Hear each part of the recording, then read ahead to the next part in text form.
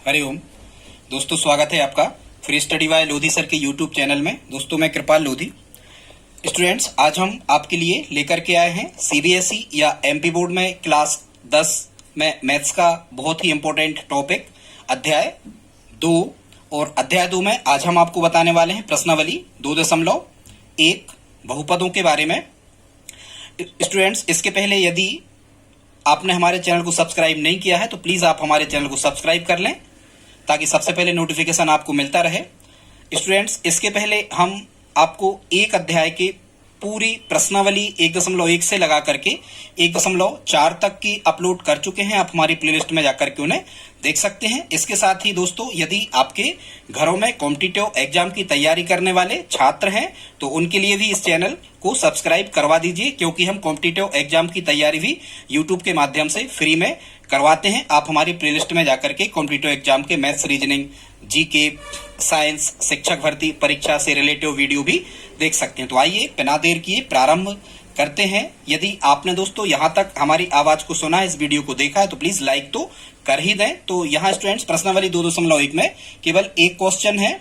यहाँ कह रहे हैं किसी बहुपद px के लिए y बराबर px का ग्राफ नीचे आकृति में दिया गया है। प्रत्येक स्थिति में px के शून्यकों की संख्या ज्ञात कीजिए। स्टूडेंट, सबसे पहले तो आपको यह समझना होगा कि शून्य क्या कहलाते हैं। स्टूडेंट्स, तो शून्य क्या कहलाते हैं ये हम प्रश्नावली 2.2 में आपको बताएंगे, कैसे शून्य को फाइंड किया जाता है, कैसे शून्य को प्राप्त कर सकते हैं। मुख्यतः स्टूडेंट्स क्या होता है, शून्य जैसे कोई भी बहुपद लिखा होता है, जैसे लिखा x² + 4x + 4 = 0, इस प्रकार, तो इनको हमें इनके मध्यपद के गुणनखंड तोड़ के x के 2 मान ज्ञात करना होते हैं। जैसे मान के चलो यहाँ हम कहें कि x के 2 मान निकल के आए, मान के चलो x बराबर ऋण 2। तो यहाँ जैसे इस बहुपद में हम x की जगह क्या रख दें, ऋण 2, तो आप क्या कहोगे, ऋण 2 का वर्ग, क्योंकि देखो यहाँ x वर्ग रखा, x का मान के चलो ऋण 2। ये कैसे निकलते हैं हम आपको आगे के वीडियोस में 2.2 में बताएंगे। तो ऋण 2 का वर्ग धन 4 गुणा इस x की जगह भी आप कितना रखोगे, ऋण 2 और धन 4 बराबर 0। तो देखो ऋण 2 का वर्ग ऋण 2 गुणा ऋण 2 कितना हो जाएगा, धन 4, और धन 4 का ऋण 2 में गुणा स्टूडेंट्स कितना हो जाएगा, धन का ऋण में असमान चिन्हों का गुणा, यहाँ ऋण 8 और धन 4 बराबर 0। अब धन के 4 और धन के 4 तो ये हो जाएंगे धन के 8 और ऋण के 8 बराबर 0। असमान चिन्ह घटते हैं, 8 में से 8 घटे, 0 बराबर 0। तो स्टूडेंट्स, ये चीजें शून्य कहलाती हैं। मतलब किसी भी बहुपद पर अधिकतम जितने की घात होती है उसे हम कहते हैं बहुपद की घात, और जितनी बहुपद की घात होती है उतने शून्य किसके निकलते हैं।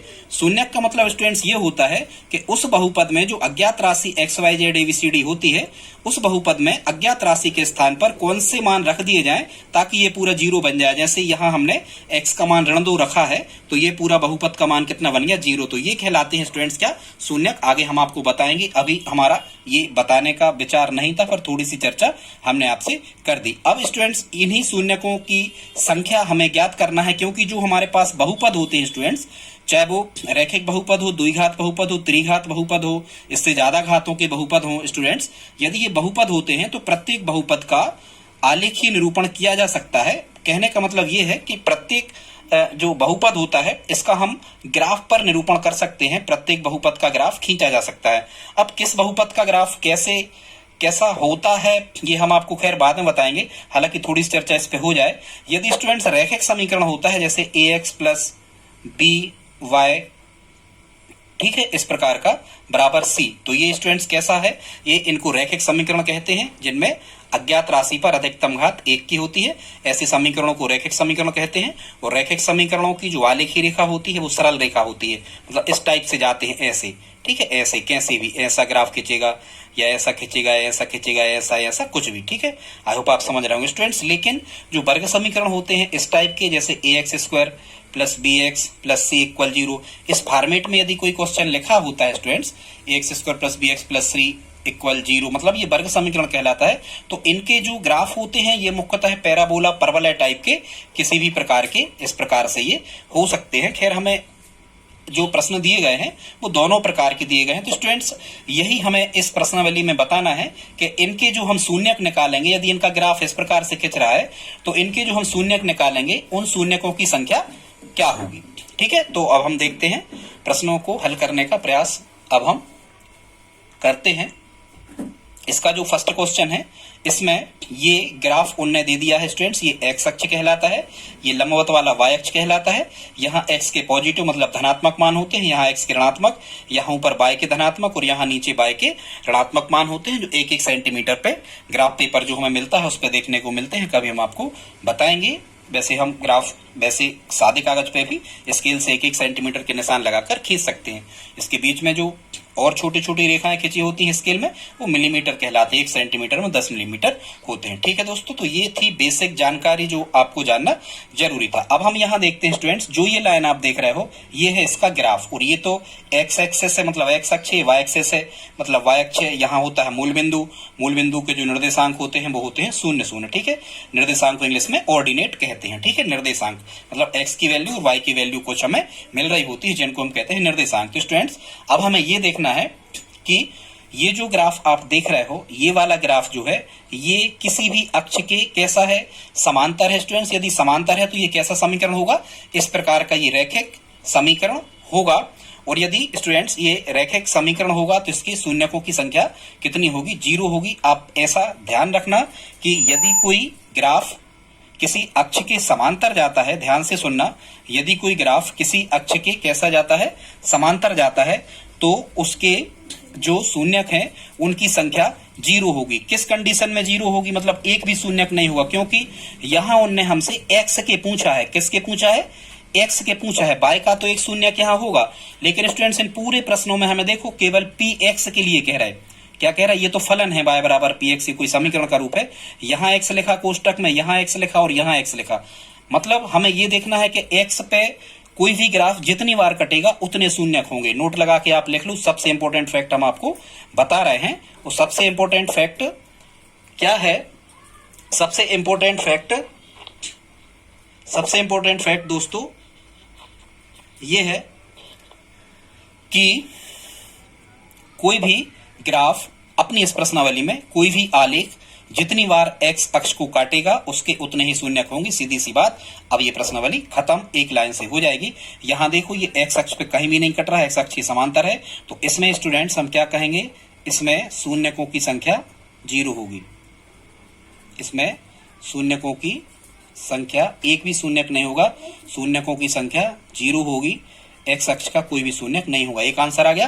स्टूडेंट दूसरा देखते हैं, हमें केवल एक्स पर विचार करना है, बाय के नहीं देखना है। तो दूसरा क्वेश्चन में हम देख रहे हैं कि एक्स अक्ष, एक्स एक्सिस ये है, और केवल यहाँ एक बिंदु पर ये जो ग्राफ हमारा जा रहा है ये केवल एक बिंदु पर प्रतिच्छेद कर रहा है, एक बिंदु पर काट रहा है। तो यहाँ आपको लिखना, हम पूरा नहीं लिख रहे, क्योंकि जो ग्राफ है या जो आलेख है ये एक्स अक्ष को केवल एक बिंदु पर प्रतिच्छेद करता है।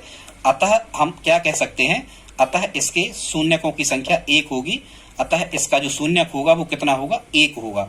ठीक है, मतलब एक संख्या होगी। आप ऐसा 1 लिखना या फिर आप इस प्रकार से लिख देना, इसके शून्यकों की संख्या कितनी होगी, 1 होगी। ये हमारा आंसर आ गया। ठीक है स्टूडेंट्स, आई होप आप समझ रहे होंगे। अगला क्वेश्चन देखते हैं हम। तीसरा क्वेश्चन है, इसमें हमें केवल एक्स अक्ष देखना है कि ये जो एक्स अक्ष है इस पर कोई भी ग्राफ आलेख कितनी बार प्रतिच्छेद कर रहा है। देखो एक जगह ये कट रहा, एक जगह ये कट रहा, मतलब एक शून्यक यहाँ मिलेगा, एक शून्यक यहाँ मिलेगा, और एक जगह यहाँ कट रहा, एक शून्यक यहाँ मिलेगा। तो स्टूडेंट्स देखो आप, ये जो ग्राफ है ये एक्स एक्सिस को, ये जो पृथ्वी के समांतर होता है ये एक्स अक्ष कहलाता है। ठीक है, तो ये तीसरा प्रश्न में जो आलेख है या जो हमारा ग्राफ है ये एक्स अक्ष को कितनी बार काट रहा है, 3 बार काट रहा है। लिख लेना, यहाँ आलेख या ग्राफ एक्स अक्ष को 3 बार प्रतिच्छेद कर रहा है। अतः इसके, ऐसा पूरा लिखना हम नहीं लिख रहे, अतः इसके शून्यकों की संख्या, अतः इसके शून्यकों की संख्या देखो कितनी बार कटा, 1 2 3, अतः इसके शून्यकों की संख्या 3 होगी। ये हमारा स्टूडेंट्स क्या हो गया, आंसर हो गया। आई होप आप समझ पा रहे होंगे। ठीक है स्टूडेंट्स, अगला देखते हैं। अगला प्रश्न क्रमांक 4। इसमें भी आप देखो जो प्रश्न क्रमांक 4 है आपका, इसमें ये है हमारा एक्स एक्सिस, और आप देख रहे हैं कि जो एक्स अक्ष है ये 1 और 1 2 जगह, मतलब जो आलेख है या जो ग्राफ है ये एक्स अक्ष को अधिकतम ज्यादा से ज्यादा कितनी बार प्रतिच्छेद कर रहा है, 2 बार प्रतिच्छेद कर रहा है। तो यही आपको लिखना है कि चूंकि यहाँ आलेख एक्स अक्ष को 2 बार प्रतिच्छेद करता है, अतः करके लिख देना, अतः इसके शून्यकों की संख्या 2 होगी। अतः इसके शून्यकों की संख्या 2 होगी स्टूडेंट्स। या इस प्रश्नावली में हमें केवल क्या फाइंड करना है, हमें केवल ये बताना है कि शून्यकों की संख्या कितनी होगी। हालांकि ये 2 ऐसा लिख रहे हो तो भी सही है, 2 ऐसा ना लिख के आप ऐसा लिख दो, दोनों ही कंडीशन में ये आपका सही हो जाने वाला है। ठीक है स्टूडेंट, आई होप आप समझ रहे होंगे। 5वां प्रश्न देखते हैं। 5वां प्रश्न में देखो आप, ये है आपका एक्स एक्सिस और यही हमें फाइंड करना है। यदि y का पूछ रहे होते तो हम यहाँ देखते एक जगह कट रहा, तो एक जगह ये प्रतिच्छेद कर रहा है, एक जगह यहाँ और एक जगह यहाँ और एक जगह यहाँ, तो फिर यहाँ फिर आपको वही लाइन लिखना है। क्या लिखना है? ग्राफ के नीचे लिख दिया करें स्टूडेंट्स। यदि ये प्रश्न आते हैं तो पहले आप इस ग्राफ को बनाना और बनाने के बाद में नीचे आप लिख देना। एक ही प्रश्न ये आएगा यदि एग्जाम में आता है तो, हालांकि आने के चांस है इसके, आएगा यदि तो आपको ग्राफ खींच करके ज्यों का त्यों ऐसा बना करके नीचे ये 2 लाइन लिख देना है। तो स्टूडेंट 5वां प्रश्न में हम देख रहे हैं 1 2 3 4 जो आलेख है या जो ग्राफ है ये एक्स अक्ष को 4 बिंदु पर प्रतिच्छेद करता है, अतः इसके शून्यकों की संख्या कितनी होगी स्टूडेंट्स? 4 होगी। ये हमारा इसका आंसर हो जाएगा। लास्ट देखते हैं स्टूडेंट्स, जो 6वां प्रश्न है, तो इसमें हम देखते हैं एक्स एक्सिस हमारा ये है और जो एक्स एक्सिस या एक्स अक्ष है इस पर ये जो हमारा आलेख है ये अधिकतम कितने बिंदु पर स्पर्श कर रहा है या प्रतिच्छेद कर रहा है स्टूडेंट्स? आप यहाँ भले स्पर्श कर रहा है लेकिन आप प्रतिच्छेद ही लिखें, गलत नहीं होगा। तो यहाँ देखो एक जगह यहाँ प्रतिच्छेद कर रहा है आलेख, एक जगह यहाँ प्रतिच्छेद कर रहा है आलेख और एक जगह पर यहाँ प्रतिच्छेद कर रहा है आलेख। तो कितनी जगह पर प्रतिच्छेद कर रहा है आलेख? 3 स्थानों पर प्रतिच्छेद कर रहा है आलेख इस एक्स अक्ष को, अतः इसके शून्यकों की जो संख्या होगी स्टूडेंट्स वो कितनी होगी? 3 होगी। ये हमारा क्या होगा? इसका आंसर होगा। दोस्तों इसी प्रकार के वीडियोस हम आपको लाते रहते हैं। यदि वीडियो अच्छा लगा हो तो प्लीज लाइक कर लें और यदि और अच्छा लगा हो तो सब्सक्राइब कर लें, और अच्छा लगा हो और आप हमारी हेल्प भी करना चाहते हैं स्टूडेंट्स, जब हम इतनी मेहनत आपके लिए कर रहे हैं, सरल तरीके से आपको बता रहे हैं, तो प्लीज आप हमारे इस वीडियो को अपने दोस्तों के साथ में स्टडी ग्रुप में जो कक्षा 10वीं के हैं उनमें शेयर जरूर करें। मिलते हैं अगली वीडियो में, तब तक के लिए जय हिंद जय भारत।